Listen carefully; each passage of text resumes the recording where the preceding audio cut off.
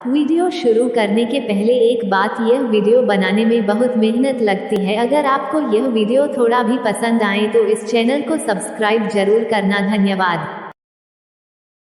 राम की वापसी और विलाप। मारीच का वध करके राम आश्रम की ओर लौट रहे थे तो पीछे से एक मादा सियार ने बड़े कठोर स्वर में चीत्कार किया।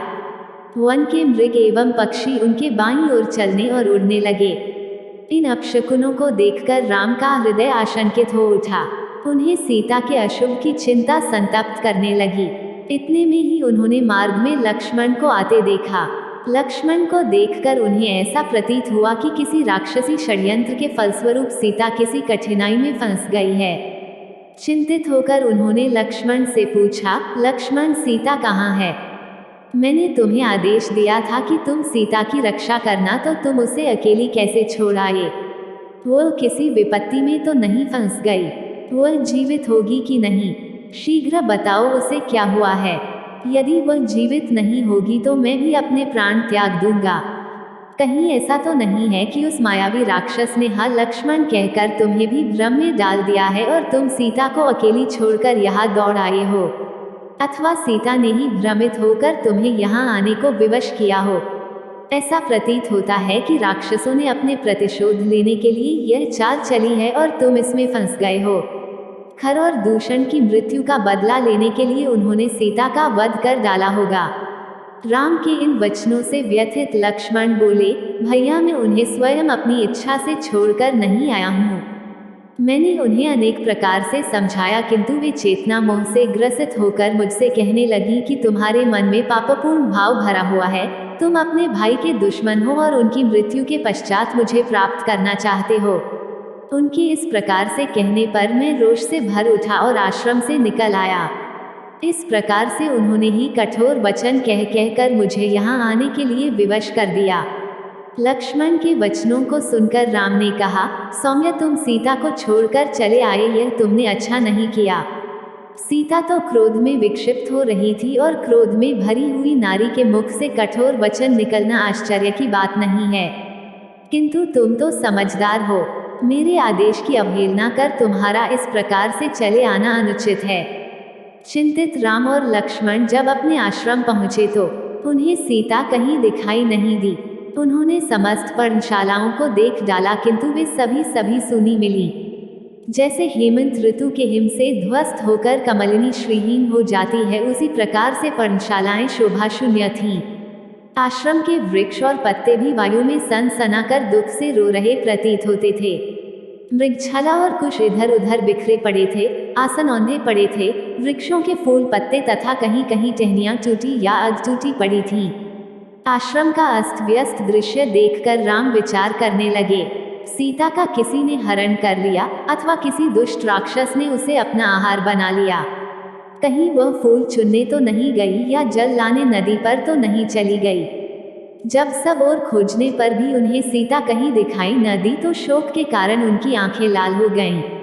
नदी नालों, पर्वत कंदराओं में जा जाकर वे उन्मत्त की भांति आवाज दे देकर सीता की खोज करने लगे। अंत में उनकी उन्मत्तता इतनी बढ़ गई कि वे कभी कदम के वृक्ष के पास जाकर कहते, हे कदम, मेरी सीता को तेरे पुष्पों से बहुत स्नेह था, तू ही बता वह कहाँ है। कभी विल्व के पास जाकर उससे पूछते, हे विल्व विटप, क्या तुमने पीतवस्त्रधारिणी सीता को कहीं देखा है? इस प्रकार वे कभी किसी वृक्ष से, कभी किसी लता से और कभी पुष्प समूहों से सीता का पता पूछते। कभी अशोक वृक्ष के पास जाकर कहते, अरे अशोक विटप, तेरा तो नाम ही अशोक है, फिर तू सीता से मेरी भेंट कराकर मेरे शोक का हरण क्यों नहीं करता?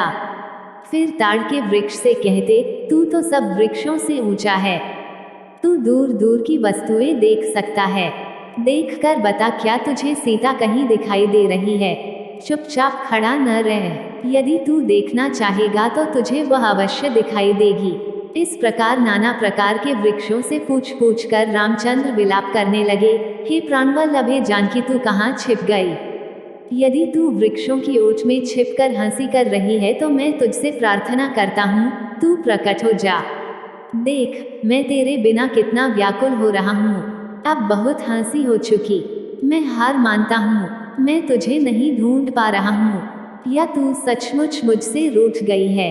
हे सीते बोल, जल्दी बोल, तू कहाँ है? इधर देख, तेरे साथ खेलने वाले मृग शावक भी तेरे वियोग में अश्रु बहा रहे हैं। सीते, तेरे बिना मैं जीवित नहीं रह सकता। मैं चाहता हूँ अभी तेरे वियोग में अपने प्राण त्याग दूं, किंतु पिता की आज्ञा से विवश हूँ। मुझे स्वर्ग में पाकर वे धिक्कारेंगे और कहेंगे, तू मेरी आज्ञा की अवहेलना करके 14 वर्ष की वनवास की अवधि पूरी किए बिना ही स्वर्ग में कैसे चला आया? हाँ, मैं कितना अभागा हूँ जो तुम्हारे विरह में मर भी नहीं सकता।